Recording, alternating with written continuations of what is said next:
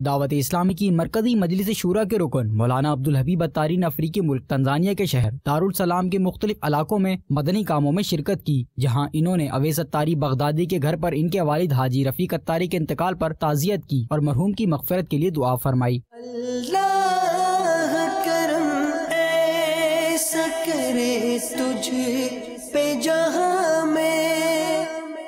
دوسری جانب رکن شورا نے دارالسلام تنزانیہ افریقہ میں مدرسۃ المدینہ کے طلباء کرام اور نمازیوں میں سنت و بھرا بیان فرمایا۔ بعد ازاں ان سے ملاقات بھی کی۔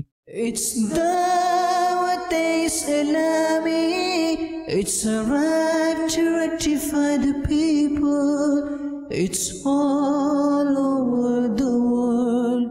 ادھر رکن شورا نے تنزانیہ میں واقع دعوت اسلامی کے مدنی مرکز فیضان مدینہ میں مدنی حلقے میں شرکت کی اور بلالی اسلامی بھائیوں میں بیان کیا۔ مولانا عبدالحبیب اتاری نے مدنی چینل سے بات کرتے ہوئے بتایا کہ ان قریب انشاءاللہ عز و جل تنزانیہ میں جامعۃ المدینہ للبنین اور للبنات کا آغاز ہو جائے گا۔ دارالسلام تنزانیہ دعوت اسلامی کے مدنی مرکز فیضان مدینہ میں ہے۔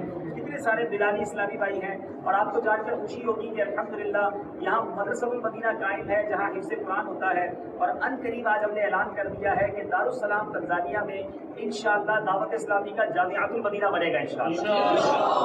اسلامی بھائیوں کا بھی جامعۃ المدینہ ہوگا اور اسلامی بہنوں کا بھی جامعۃ المدینہ ہوگا انشاءاللہ عز و جل۔ اللہ تعالیٰ دعوت اسلامی کو ان ممالک میں بھی ترقی عطا فرمائے۔ یہ وہ لوگ ہیں جو حضرت بلال حبشی رضی اللہ تعالیٰ عنہ کی گویا اولاد ہے، یہ ان کی نسل سے ہیں۔ اللہ تعالیٰ دعوت اسلامی کو ہر مقام پر ترقی عطا فرمائے۔ آپ بھی دنیا میں جہاں کہیں ہیں اپنی دعوت اسلامی کا ساتھ دیجیے، مدنی قافلوں میں سفر کیجیے انشاءاللہ عز و جل۔ ہمارا مدنی مقصد کیا ہے؟ مجھے اپنے اور ساری دنیا کے لوگوں کی اصلاح کی کوشش کرنی ہے انشاءاللہ۔ It's a right to rectify the people, it's all over the world۔ رکن شورا نے مدنی کابینہ تنزانیہ کے ڈویژن چنیکا میں جامعۃ المدینہ اور مسجد کے پلاٹ کا دورہ کیا اور ذمہ داران کو جامعۃ المدینہ اور مسجد کی تعمیرات کے حوالے سے مدنی پھول پیش کیے۔ بعد ازاں دعا بھی فرمائی۔ مزید اس موقع پر مولانا عبدالحبیب اتاری نے بتایا کہ واضح رہے کہ رکن شورا حاجی عبدالحبیب اتاری ان دنوں مدنی کاموں کے سلسلے میں افریقی ممالک کے جدول پر ہیں، جس کا اختتام یوگینڈا میں ہوگا۔ مدنی چینل کے ناظرین، الحمدللہ اس وقت ہم تنزانیہ دارالسلام کے قریب ایک جگہ پر موجود ہیں اور یہاں تقریباً 6 ایکڑ جگہ اللہ کی رحمت سے ایک عاشق رسول نے، ایک بزنس مین نے دعوت اسلامی کو یہ جگہ دی ہے۔ سب سے پہلے تو ہم دعا کرتے ہیں اللہ ان کو اس کی بہترین جزا عطا فرمائے، ان کے لیے ثواب جاریہ کا باعث بنائے۔